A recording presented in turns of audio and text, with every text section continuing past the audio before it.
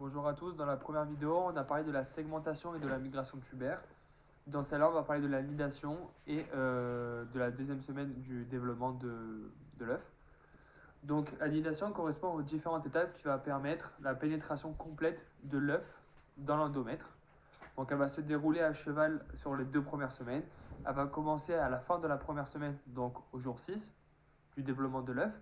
Et elle va se terminer à la deuxième semaine, au jour 12-13. Donc l'implantation est terminée avant la fin du cycle menstruel, ça tombe beaucoup en QCM. C'est un phénomène relativement rapide.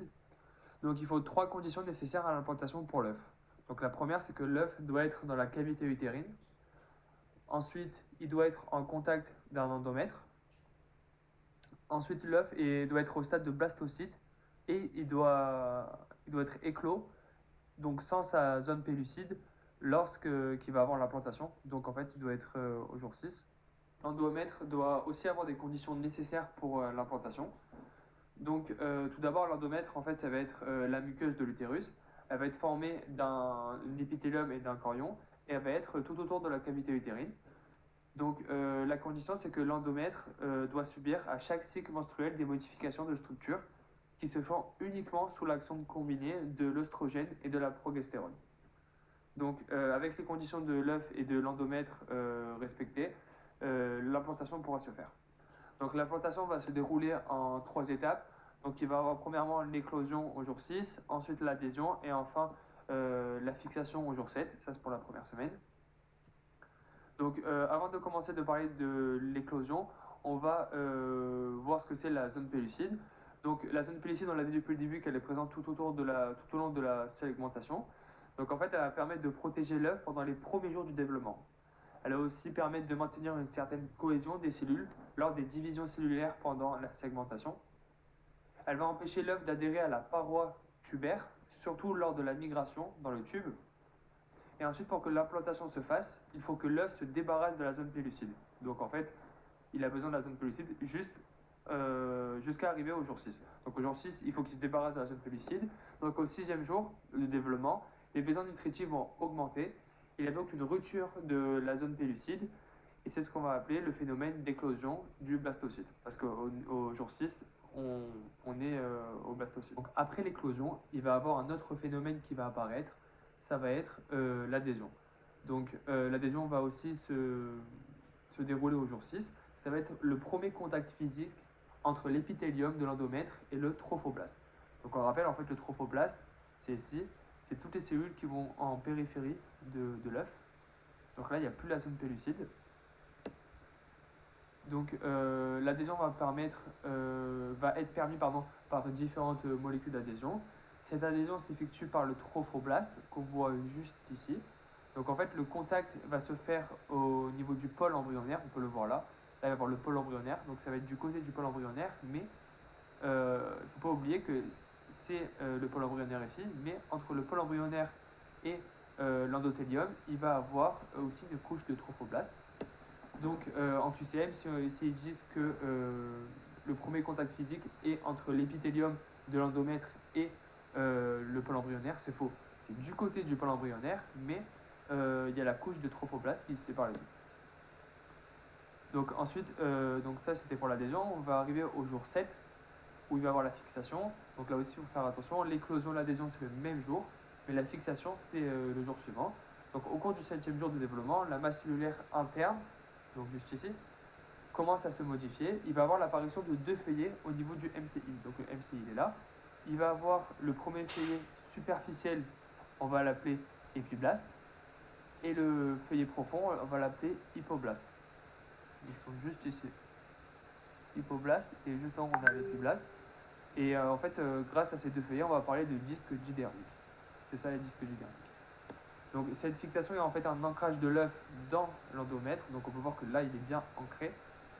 Le trophoblaste va subir aussi des différenciations au niveau de la zone directement en contact avec l'endomètre. Donc ça, avant, c'était le trophoblaste.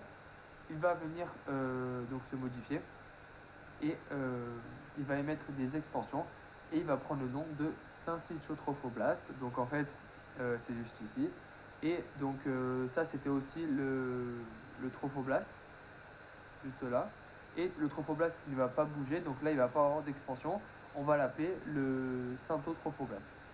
Donc là on rappelle que là c'était l'adhésion, tout autour il y avait donc le trophoblast, là il y avait le MCI. Donc le MCI il va se diviser en deux feuillets, l'épiblast en haut, l'hypoblast en bas, et tout autour il y avait le trophoblast et la partie donc en contact avec l'épithélium enfin avec la muqueuse va se transformer, va émettre des expansions et va se transformer donc en syncytotrophoblast. Et la partie qui n'est pas modifiée, elle prend le nom de syntotrophoblast.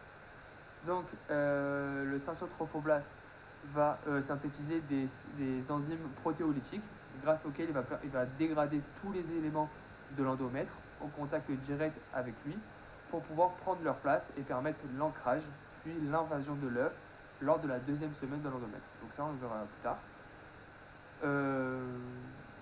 Ok. Donc ça c'était pour le premier rôle du syncytotrophoblast et il va avoir un deuxième rôle. Donc il va permettre de synthétiser l'HCG, donc c'est juste ici, au jour 7. Et c'est grâce à cette hormone qu'on va pouvoir voir si une femme est enceinte ou pas, parce que la détection de l'HCG permet d'établir le diagnostic biologique de la grossesse. Mais le problème, c'est qu'au jour 7, les taux sont extrêmement faibles. Donc en fait, il n'est pas détectable au jour 7, même si il est synthétisé au jour 7. C'est uniquement au jour 8 où on va pouvoir le détecter. Donc là, on a fini pour le début de la nidation, on va passer à la deuxième semaine. Donc là, on est à la deuxième semaine. Donc la deuxième semaine, c'est là où l'œuf va achever sa nidation dans l'endomètre. Du côté de la mère, il n'y a aucun signe clinique de grossesse, mais par contre, à la différence avec la première semaine, c'est que le diagnostic biologique de grossesse est possible grâce au dosage de l'HCG dans le sang maternel uniquement. Au jour 8, l'endomètre a les caractéristiques de la phase sécrétoire.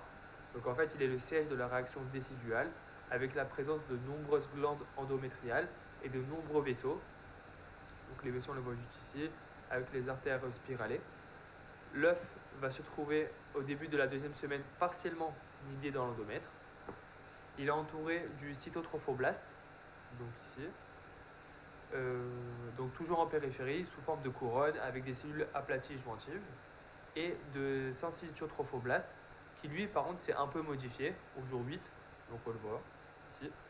C'est une masse multinucléée, donc avec plein de petits noyaux, localisés à un pôle de l'œuf. Donc il continue son travail d'invasion dans l'endomètre qui va permettre la pénétration de l'œuf grâce à la synthèse de nombreuses enzymes protéolytiques. C'est ce qu'on a dit tout à l'heure. Ensuite, il va par la même occasion produire des débris cellulaires endométriaux autour du syncytotrophoblast, donc tout autour de là. Là, on le voit, bon, c'est pas très clair, il y a marqué débris juste ici. Mais il va être aussi doué de capacité d'absorption. Donc en fait, il va absorber ses propres débris cellulaires et il va les métaboliser pour les transformer en éléments nutritifs pour l'œuf. Donc ensuite, concernant le disque embryonnaire, cette fois-ci, au jour 8, l'épiblaste et l'amnios, donc en fait l'amnios c'est juste au-dessus. Voilà, là c'est l'amnios, là c'est l'épiblaste. Donc les deux, ils vont délimiter une nouvelle cavité qui va s'appeler la cavité amniotique, CA, qui va contenir le liquide amniotique. Au jour 10, l'œuf est presque totalement enchâssé, donc on le voit bien, dans l'endomètre. La brèche effectuée par l'œuf dans l'épithélium de l'endomètre est colmatée par un caillot fibrineux, donc on le voit juste ici. Donc, ensuite, concernant les annexes trophoblastiques, donc elles ont évolué au jour 10. Donc le syncytotrophoblast, donc c'est tout ce qui est en bleu, a poursuivi son expansion et entoure presque complètement le pourtour de l'œuf, donc on le voit, à part au niveau du caillot fibrineux. À ce stade, il faut noter l'apparition de lacunes, donc juste ici, on avait marqué lacunes, à l'intérieur du syncytotrophoblast, qui sont caractéristiques de ce stade de développement. Donc ces lacunes ont un rôle très important dans la formation du futur placenta. Donc concernant le cytotrophoblast, il a peu changé, pareil. On peut retrouver les cellules jointives et aplaties périphériques. Donc ensuite, concernant le disque embryonnaire, donc il est toujours constitué de deux feuillets. Donc avec l'épiblaste se trouve en continuité avec les cellules de l'amnios, juste ici, qui vont délimiter la cavité amniotique, qui va légèrement augmenter du jour 8 au jour 10. Et ensuite, l'hypoblaste a proliféré et donne naissance à la membrane Hauser, qui délimite une nouvelle cavité, donc elle est juste là, cette membrane, Et cette nouvelle cavité va s'appeler la vésicule vitelline primitive. Donc on va voir aussi l'apparition de cellules de magma réticulé. Donc en fait, c'est toutes ces petites cellules qu'on voit juste ici, qui disposent entre le cytotrophoblaste et les éléments du disque embryonnaire. Donc en fait, tout autour. Donc en fait, elles vont combler la cavité de segmentation qui du coup, elle disparaît. Donc on voit ici qu'avant, il y avait une cavité de segmentation. Elle va disparaître pour laisser place aux cellules du magma réticulé. Donc au niveau du 12e et 13e jour, on va avoir l'achèvement de la nidation qui est caractérisé par la reconstitution complète de l'épithélium utérin. Donc là, il n'y a pas de schéma, mais là, il y a marqué le plus important ici. Donc à partir de ce moment, l'œuf est totalement enchâssé dans l'endomètre et isolé dans la cavité utérine et va évoluer à l'intérieur de l'endomètre jusqu'à la fin de la grossesse. En fait. Concernant le syncytotrophoblast, à la fin de la 2e semaine, il entoure complètement l'œuf. Donc là, on a vu tout à l'heure qu'au jour 10, il entourait presque que totalement. Et au jour 13, il va entourer complètement l'œuf.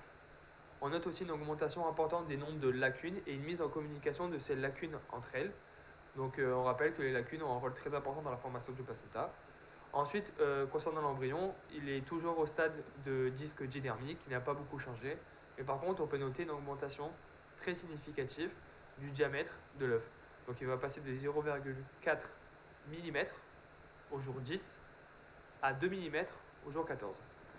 Donc voilà, on a fini pour la 2e semaine. On va continuer les vidéos en faisant la 3e et 4e semaine. Si vous avez des questions sur les 2 premières semaines, envoyez-moi un message.